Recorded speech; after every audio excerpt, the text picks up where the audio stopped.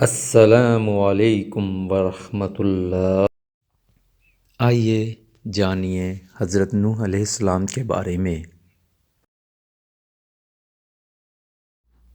اعوذ باللہ من الشیطان الرجیم، بسم اللہ الرحمن الرحیم۔ شروع کرتا ہوں اللہ تعالیٰ کے نام سے جو بڑا مہربان نہایت رحم کرنے والا ہے۔ حضرت نوح علیہ السلام کا تذکرہ قرآن مجید میں 42 جگہ آیا ہے۔ حضرت آدم علیہ السلام کی اولاد دنیا میں خوب بڑھی، آہستہ آہستہ یہ اللہ کو بھولتے گئے جس نے اسے پیدا کیا تھا اور جو ان کا پالنے والا ہے، اور شیطان کے بہکاوے میں آنے لگے جس نے حضرت آدم علیہ السلام کو جنت سے نکلوا دیا تھا۔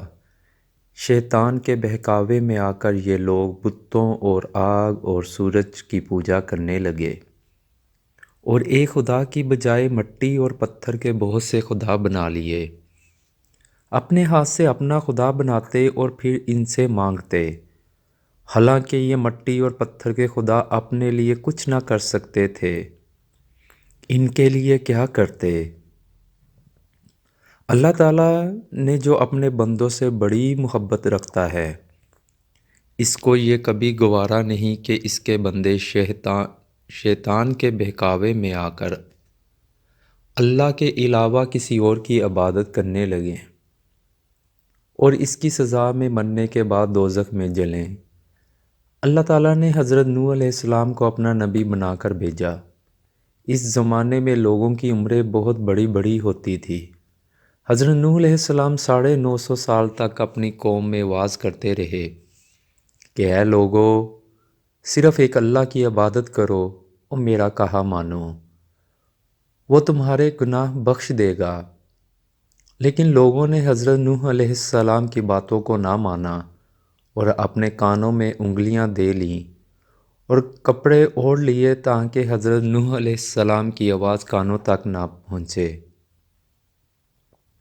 حضرت نوح علیہ السلام ہمت نہ ہارے، وہ برابر سمجھاتے رہے اور کہتے رہے، اے لوگو، اللہ سے معافی مانگو، وہ بڑا معاف کرنے والا ہے۔ وہ تم پر آسمان سے بارش برسائے گا تاکہ تم خوب اناج پیدا کر سکو، اور اس کے ذریعے سے بڑے بڑے باغ پیدا کر دے گا، ان میں نہریں پیدا کر دے گا، تمہیں مال و دولت دے گا اور بیٹے دے گا۔ تمہیں کیا ہو گیا ہے کہ تم اللہ کو نہیں مانتے، حالانکہ اس نے آسمان بنائے، چاند اور سورج بنائے، اس نے تم کو مٹی سے پیدا کیا اور پھر اسی مٹی میں ایک دن تم مل جاؤ گے، اور پھر قیامت کے دن اسی مٹی سے تم کو دوبارہ زندہ کرے گا۔ لیکن لوگوں نے اپنے بتوں کو نہیں چھوڑا اور حضرت نوح علیہ السلام سے کہنے لگے کہ ہم اپنے بتوں کو ہرگز نہ چھوڑیں گے، اور ہم تو تم کو اپنے جیسا آدمی ہی دیکھتے ہیں، اور تمہارا کہنا بھی صرف چند غریب لوگوں نے مانا، اور ہم تو تم کو جھوٹا سمجھتے ہیں۔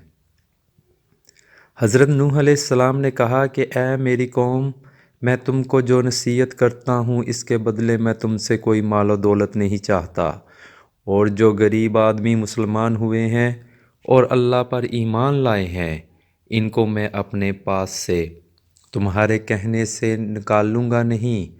اگر میں ان کو اپنے پاس سے نکال دوں تو اللہ کے عذاب سے مجھے کون بچائے گا؟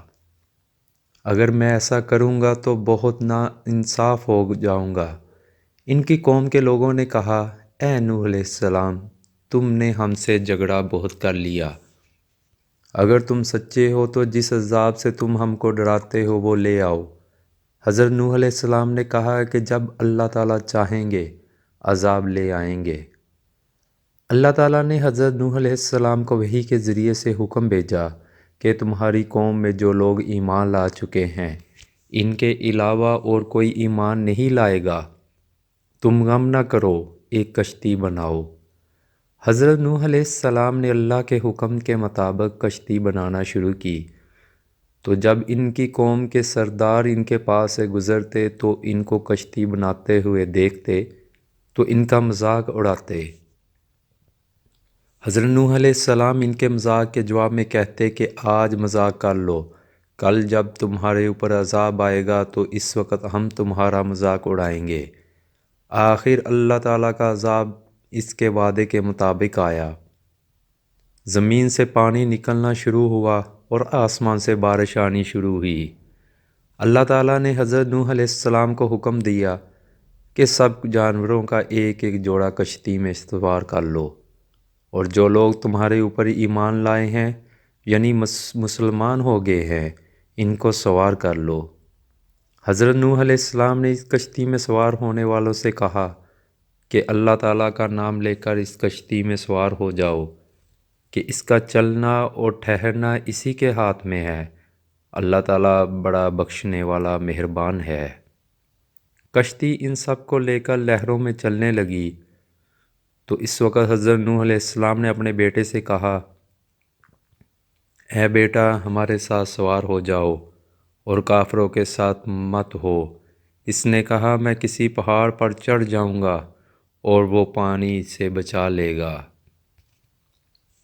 حضرت نوح علیہ السلام نے کہا آج خدا کے عذاب سے سوائے خدا کے کوئی بچانے والا نہیں۔ اتنے میں دونوں کے درمیان ایک پانی کی لہر اٹھی اور وہ ڈوب گیا۔ پھر اللہ تعالیٰ نے زمین کو حکم دیا کہ اپنا پانی نگل جاؤ، اور آسمان کو بھی حکم دیا کہ پانی برسانا بند کر دے، یہاں تک کہ پانی خشک ہو گیا اور تمام کافر دنیا میں ختم کر دیے گئے۔ حضرت نوح علیہ السلام کی کشتی کوہ جودی پر ٹھہری۔ حضرت نوح علیہ السلام نے اپنے پروردگار سے عرض کیا، اے میرے رب، میرا بیٹا بھی میرے گھر والوں میں سے ہے اور آپ کا وعدہ سچا ہے۔ یعنی حضرت نوح علیہ السلام کا مطلب تھا کہ اے اللہ تعالیٰ، آپ نے وعدہ فرمایا تھا کہ تیرے گھر والوں کو اس طوفان سے بچا لوں گا، پھر میرا بیٹا کیوں ڈوبا؟